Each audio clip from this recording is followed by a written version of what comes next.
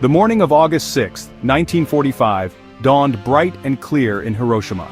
The city was bustling with life, its residents going about their daily routines, unaware of the impending catastrophe. The sky was a serene blue, a deceptive calm before the storm that was about to unleash its fury. Tsutomu Yamaguchi, a young engineer, was walking to work. He was a diligent man, dedicated to his job and his family. His thoughts were filled with plans for the day, meetings to attend, and tasks to complete. He was looking forward to a productive day at Mitsubishi Heavy Industries. The company was a cornerstone of Japan's industrial might, and Yamaguchi took great pride in his contributions to its success. Little did he know, he was about to witness an event that would change his life and history forever. The air was filled with a sense of normalcy, but beneath the surface, the wheels of fate were turning. An event so improbable, so terrifying that it would brand him with a destiny unlike any other. The atomic bomb, a weapon of unprecedented destructive power, was about to be unleashed upon the unsuspecting city. Yamaguchi was a dedicated and hard-working man. His colleagues respected him for his commitment and his unwavering work ethic. He was a man of integrity, always striving to do his best. He was proud of his work on shipbuilding. The ships he helped build were not just vessels, they were symbols of Japan's resilience and strength. Each ship was a testament to the skill and dedication of the workers. As he walked, he thought about his wife and young son back home in Nagasaki. They were his anchor, his reason for enduring the long hours and the challenges of his job. He missed them dearly and looked forward to reuniting with them. He was eager to return to them after his business trip. The thought of their smiling faces waiting for him at the train station filled him with warmth and anticipation. But fate, it seemed, had other plans for Yamaguchi. The bomb dropped, and in an instant the world as he knew it was obliterated. The sheer force of the explosion, the blinding light, and the deafening roar marked the beginning of a nightmare. Plans that would test his spirit and etch his name in the annals of history as the man who stared death in the face, twice. Yamaguchi's resilience and determination would become a beacon of hope and a testament to the indomitable human spirit. At 8:15 a.m., the world as Yamaguchi knew it vanished. The city of Hiroshima, once a bustling hub of life and culture, was about to be transformed in an instant. The morning had started like any other, with people going about their daily routines, unaware of the impending catastrophe. A blinding flash of light filled the sky. It was so intense that it seemed to erase the very fabric of reality, turning everything into a stark white void. The flash was visible for miles, a harbinger of the destruction that was to follow. He instinctively looked up just in time to see a massive fireball engulfing the city. The fireball expanded rapidly, consuming everything in its path with an insatiable hunger. Buildings, trees, and people were all swallowed by the inferno. It was like the sun had plummeted to earth. The sheer brightness and heat were beyond anything Yamaguchi had ever experienced.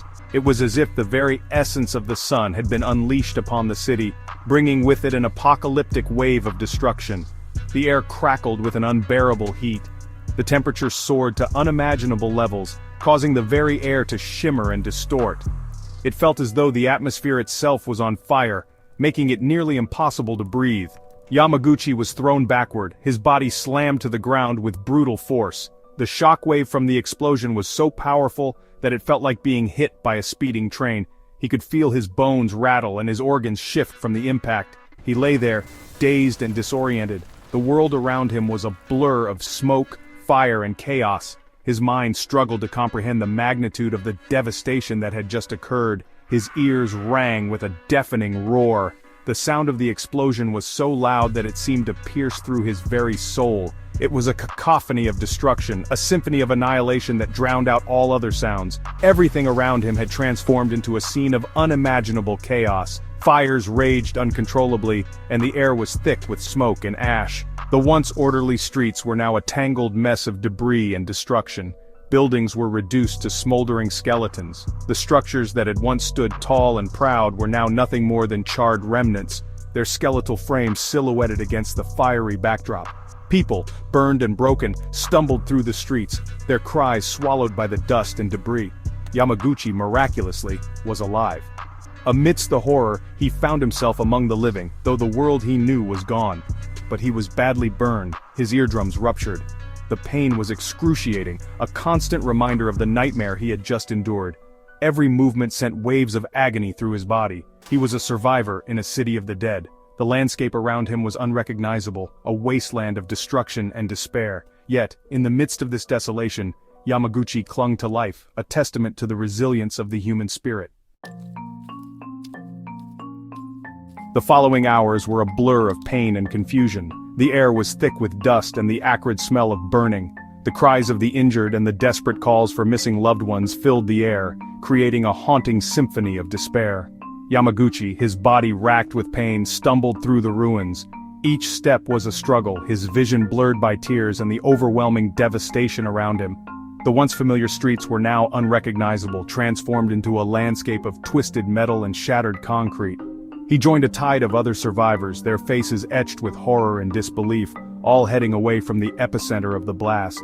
The collective trauma was palpable, a silent understanding passing between them as they moved forward, driven by an instinctual need to survive.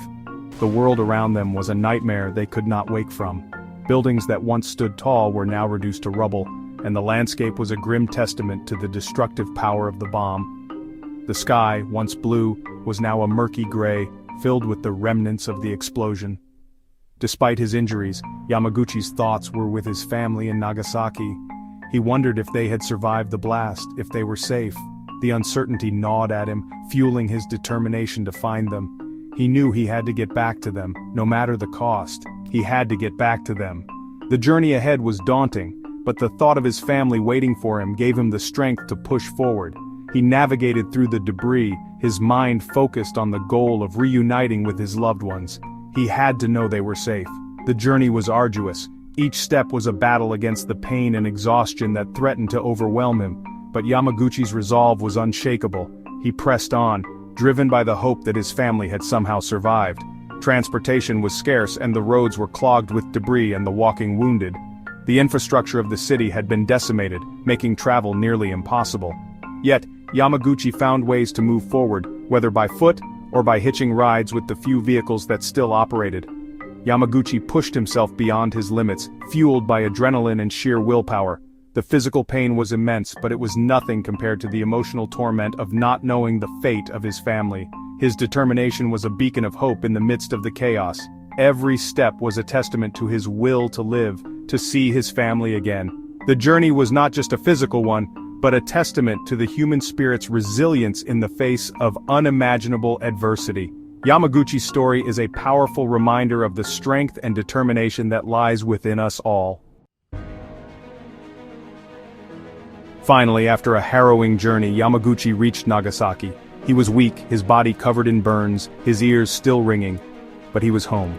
He reunited with his family, who were relieved to find him alive.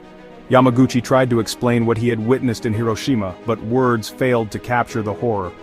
3 days later, on August 9th, Yamaguchi was back at work, recounting his experience to a disbelieving superior. As he spoke, the familiar blinding light filled the room. The same searing heat, the same deafening roar, ripped through the air. Nagasaki, too, had been hit by an atomic bomb. Once again, Yamaguchi found himself at the heart of unimaginable devastation. Yamaguchi survived his second atomic bombing. This time he was relatively unharmed, though exposed to a significant amount of radiation. His survival defied all odds. He was the only person officially recognized to have lived through both atomic bombings. He was a living miracle. But his ordeals were far from over. The long-term effects of radiation poisoning began to take their toll. Yamaguchi suffered from chronic skin problems, cataracts, and leukemia. He bore the physical and emotional scars of the bombings for the rest of his life. Yet, through it all, his spirit remained unbroken. Yamaguchi, once a quiet engineer, found his voice. He became a vocal advocate for nuclear disarmament. He traveled the world, sharing his story, bearing witness to the horrors he had witnessed. He spoke at the United Nations, urging world leaders to abolish nuclear weapons. His message was simple, yet powerful. No one else should have to suffer. He spoke of the unimaginable suffering he had witnessed, of the friends and colleagues he had lost, of the long shadow the bombings cast over his life. His words, spoken with quiet dignity and unwavering conviction, resonated with audiences worldwide. In his later years, Yamaguchi's story gained international recognition. He became a symbol of resilience, a testament to the indomitable human spirit. He met with other survivors, sharing their pain and finding solace in their shared experiences. He embraced life, cherishing his family and finding joy in the simple things. Tsutomu Yamaguchi, the man who stared death in the face twice, died in 2010 at the age of 93. He left behind a legacy of peace, a powerful reminder of the human cost of nuclear war. His story, a testament to survival and resilience, continues to inspire hope and a commitment to a world free from nuclear weapons. Yamaguchi's story is not just about survival, it is a stark reminder of the devastating consequences of nuclear weapons. It is a call to action, a plea for peace and understanding. In an age where nuclear proliferation remains a threat, his voice is more important than ever. His experience forces us to confront the reality of nuclear war, to move beyond abstract concepts of deterrence and destruction, and to recognize the human cost of such weapons. It compels us to imagine the unimaginable, to put ourselves in the shoes of those who lived through the horrors of Hiroshima and Nagasaki. Tsutomu Yamaguchi's story is ultimately a story of hope. It is a testament to the resilience of the human spirit.